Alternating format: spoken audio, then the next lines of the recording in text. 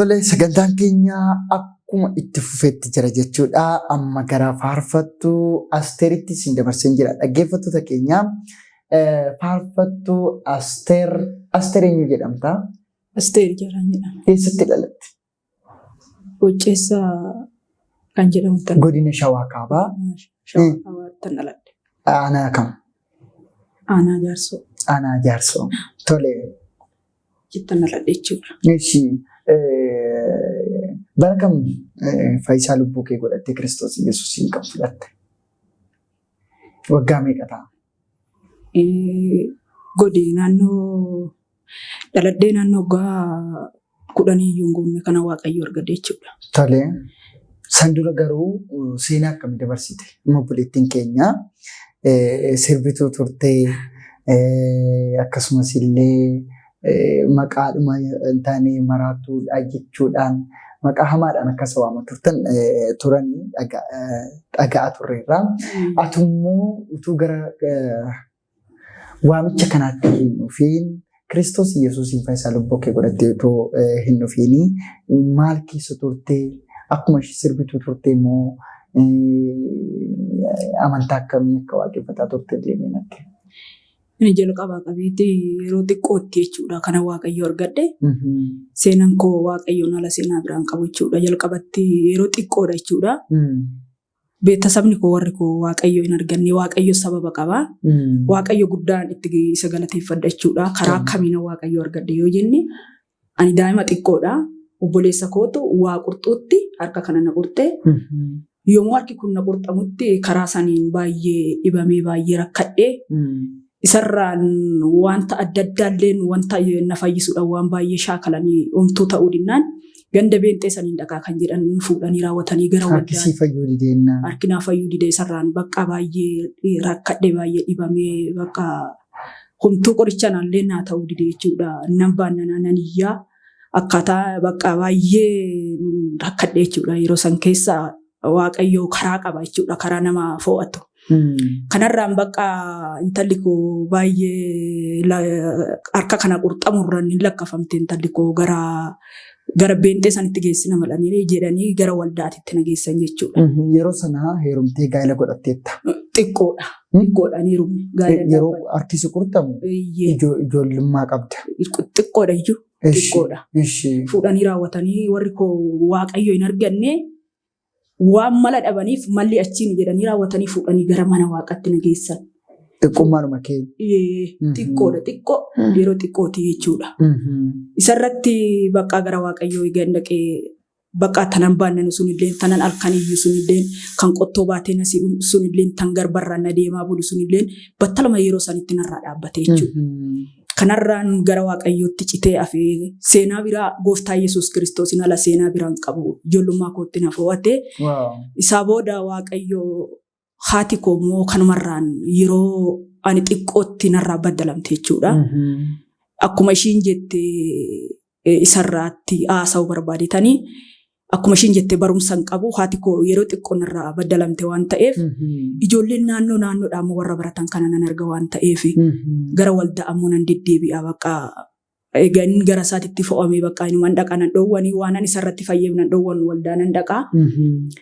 Abbaa kiyyaan yaa gaashee ijoolleen urmaa silaa hin baratti maal qabaani sodoon baradheennaan intala too sanbata guddaa waldaa ooltaa hojjaa duraa immoo timirtii oolte ana immoo maal laagoota akkamatti lafumatti si qallabaa naan jedhe ture. Kasii wayyee maraxadhu hookaan beentee maraxadhu beentee dhaqe yookaan timirtii dhaqe malee guyyuma tokkicha illee nomaa naan gootu sanbata ganda warra beentee toolta hojjaa duraa timirtii ooltaa maal laagoota jennaan. Lakki gooftaa Yesuus Kiristoos naa wayyaa eegasuu timirtii naa wayyuu jedhee raawwadheen. Timirtii sun yaa fuudhee waggaa ijoollonni bukkee kootii baratan argeen gaaffii kana gaafadhe ture.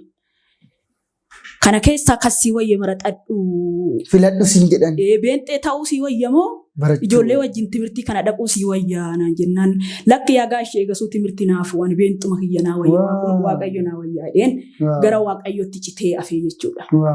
Gara isaatti citee hafuurran bakka baay'ee Waaqayyo jaaladhaa maatii keenya keessaa odoon warri kiyya alama bukkee kiyya alamaa ta'ee jiru waaqayyo baay'een jaaladha baay'een itti boqodhaa baay'een itti gammadaa yommuu faarfadhu kanatti illee yaada xiqqoodha waggaa faarfadhu kanatti sagalee shukummaa akkatti waggaa ishii faarfattu maa garaa nama raasaa jedhu kanaa booda bakka waaqayyo inuma faarfadha xiqquma yeroo xiqqoo tana jechuudha kanuma namaa na faarfadha yeroo naa dhufu as siqee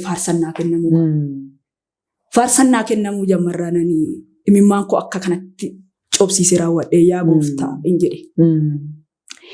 Yaa gooftaan silaa barumsa hin qabu beekumsa silaa hin qabu xiskii silaa dubbifachuu hin danda'u silaa barreeffachuu hin danda'u faarfachuudhaaf immoo keessi kiyya hawwa guddaa hin qaba faarfachuudhaaf immoo silaa dandeettii hin qabu yaa gooftaa maalan godha yeroon jedhee raawwadhee imimmaan kiyya akka kanatti dhangalaasee boo'u jira jechuudha.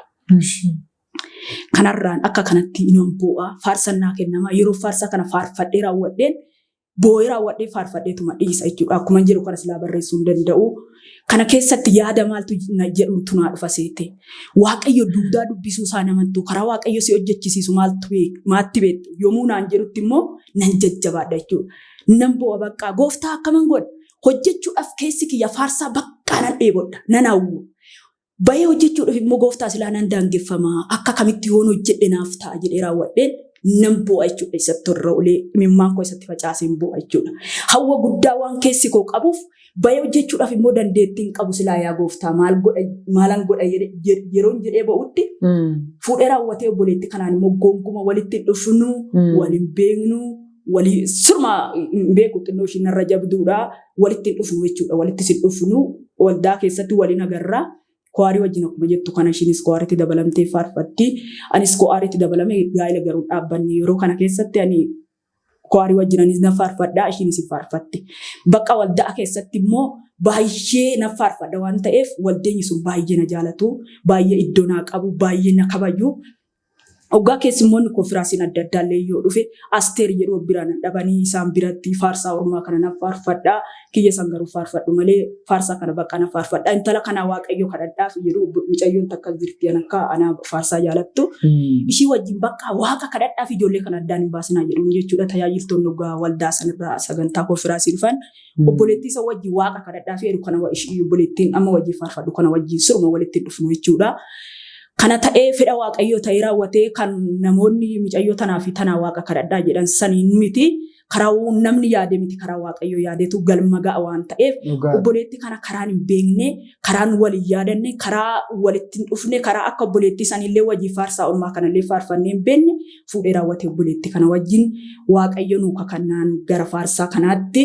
Nu dabarsee kanarralleen yeroo ishiin dura jalqabaaf gatee magaalaa irratti galee ishii godatti dhiisee sababa abbaan manaa koo tajaajilaa magaalaa san irratti ta'eef yaada turullee itti yaade raawwadheen yaa gooftaa jalqabatti silaa akkaman godhaan faarfachuudhaaf silaa dandeettiin qabu jennaan obboleetti kana fuutee too akka wajjii faarfadhu situ naa kenne silaa har'a immoo tarii jireenyi koo magaalaa irratti hin galu baadiyyuman jiraadha ishiin eega magaalaa fo'attee magaalatti galtee jedhee kennaa kana on adda baase kennaan kun qisaasa ulaata kennaan kun bareedaa laata waaqayyo silaa jalqabatti simimmaan kootiin obboleetti kanaan walitti nayite yaada jedhurra dhaabbadhee raawwadheen tarii lafa jiraadhu sanitti immoo bakka izootas baay'een qabnu daa'ima kana immoo qabna hirtaa waan ta'e deemnee qonnee beeksisa kana jiraachisna har'a magaalaa irratti galee immoo maalan godhaa silaa haala gadi bu'aa kana keessa jiraadhaa sitti silaa ugaan baadiyyaa irra jiraadhu hirtaa deemee qoteen daa'ima koo kana guddifadhaa har'a hoon magaalaa irratti galee silaa waanan godhee beeksisa kiyya kana guddifadhuun qabu maalan godha jedhee raawwadhee nan bo'a ture dhiisuudhaaf immoo ogaasan maali silaa sammuu kee keessaa tajaajiltaa obboleetti kanaanis ishis gattee gadeemte asisteechi tajaajilte maal ta'a yoo naan jedhan ani icciiti waaqayyoon dura waliin haasa'e waanan beekufan lakki akkasanittis waaqayyo itti gammadanatti fakkaatu jedhee raawwadhee murteeffadhe jechuudha. Gaafani bakka obboleetti koo kana biratti bakka akka jalqaba waaqayyo na baasettan galma ga'a gaafan jedhu waaqayyoo fi wal beennaa yaa gooftaa hin jedhe.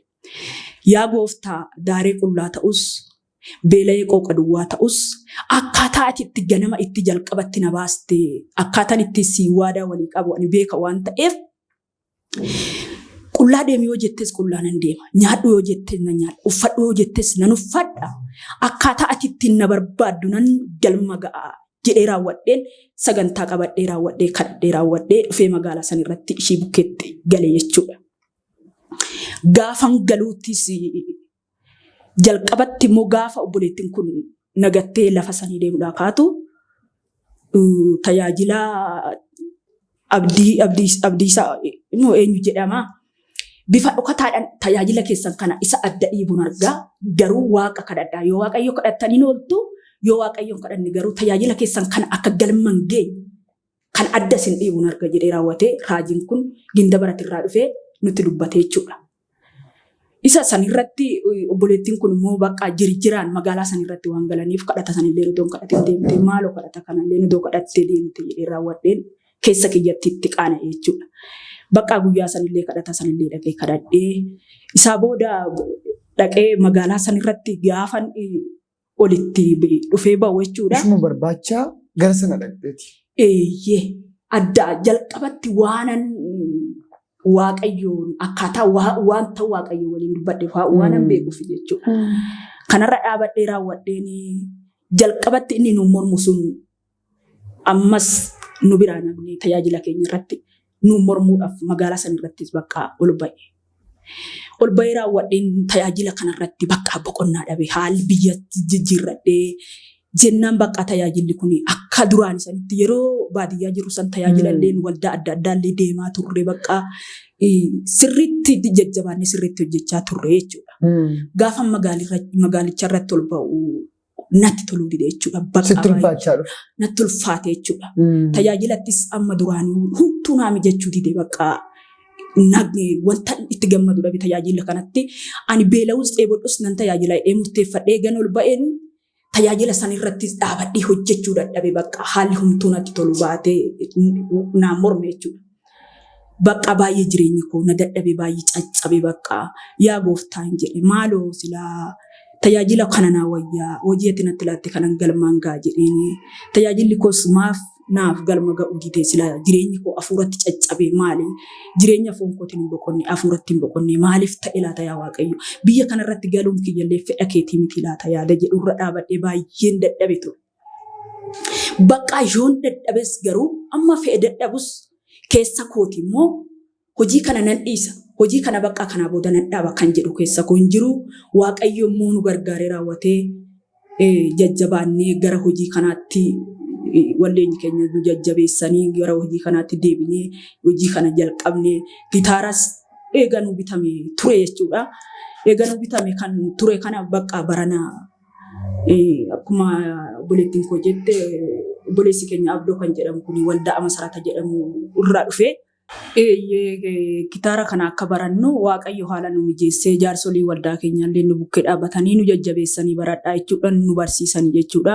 Obboleessi keenya Abdoon illee bakka baay'ee tajaajila keenya irratti bakka nu dadhabnee jirutti nu jajjabeessee nu bukkee dhaabbatee maaliif ta'e kenna akkanaa kana baattanii akka kanatti maaliif teechan jedhee raawwatee baay'ee nu jajjabeesse. Tolee faarfataan Abdoodha kan isin leenjisaa ture jechuudha. Faarfataa Abdoo kan jedhamu.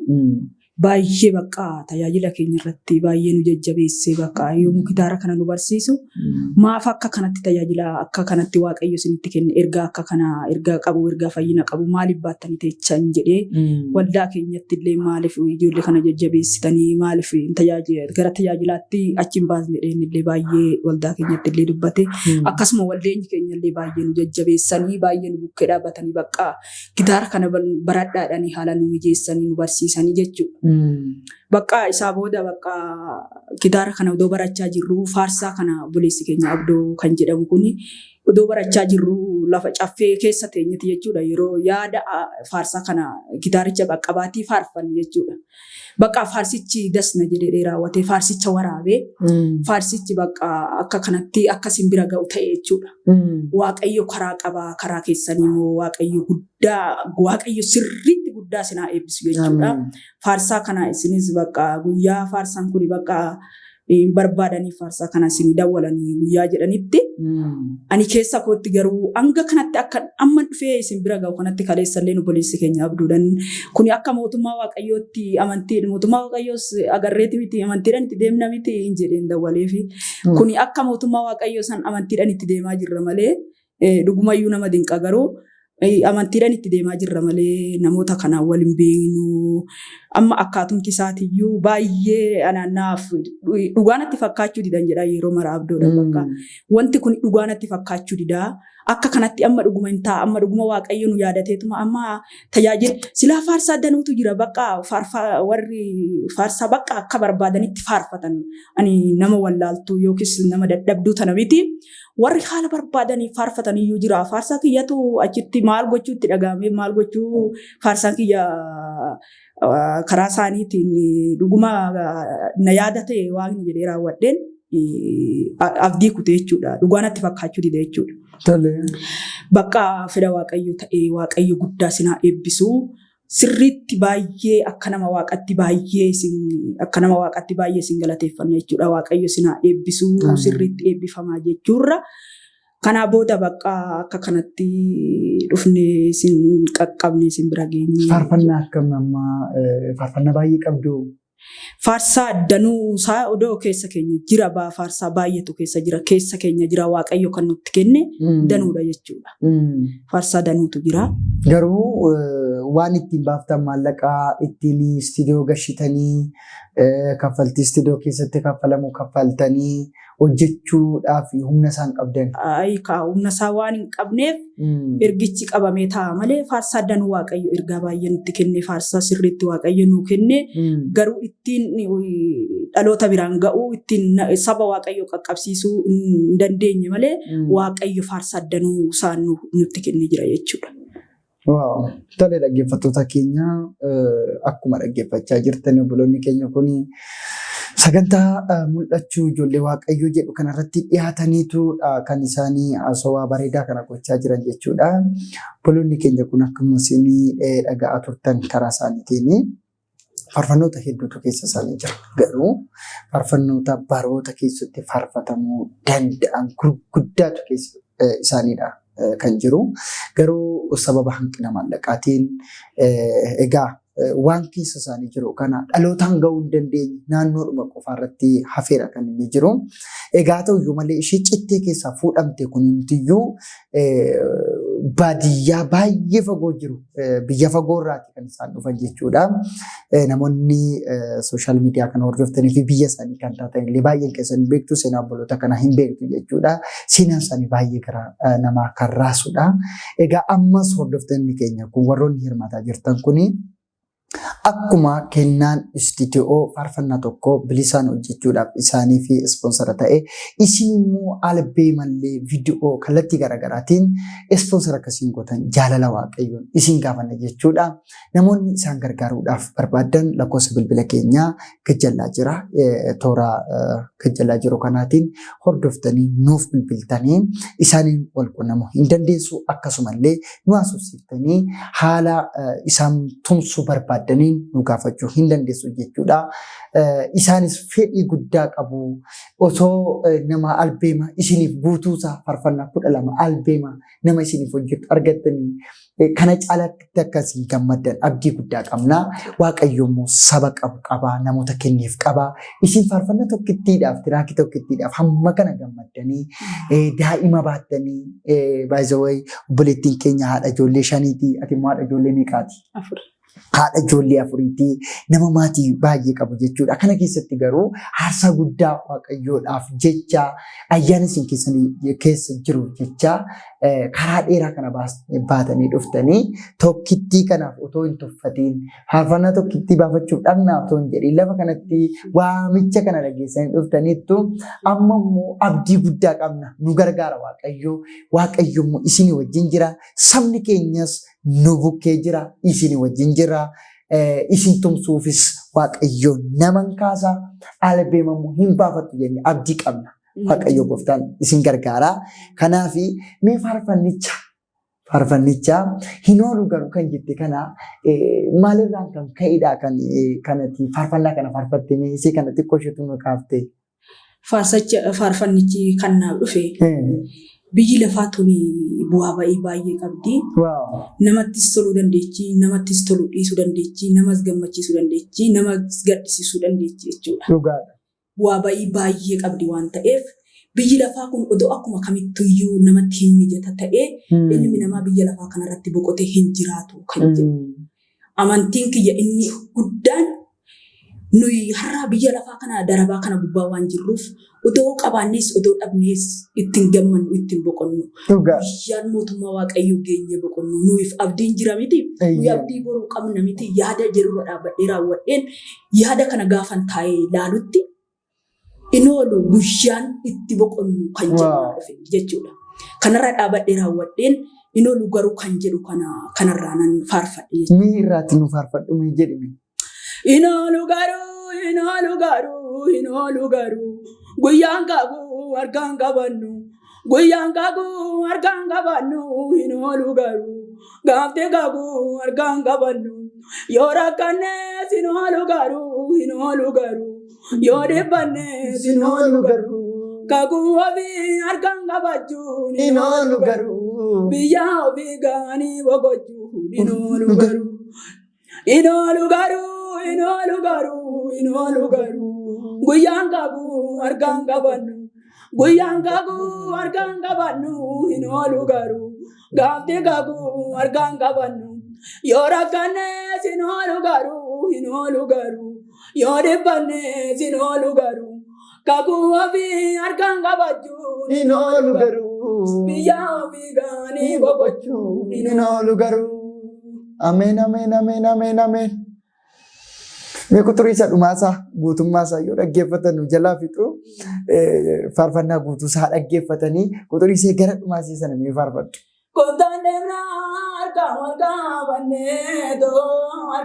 qabanneetoo kottaan galaa harkaan wal qabanneetoo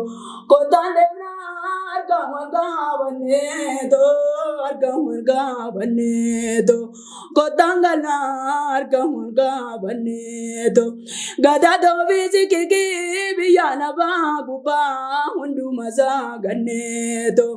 Himbokona mirga mabadaneto gada David pina biya laba guba hunduma zaganeto himbokona mirga mabadaneto Hallelujah Hallelujah arga murga baneto kotangala arga murga baneto gada David pina biya laba guba hunduma zaganeto himbokona mirga mabadaneto gada David pina biya laba guba hunduma zaganeto himbokona mirga mabadaneto Inolu garu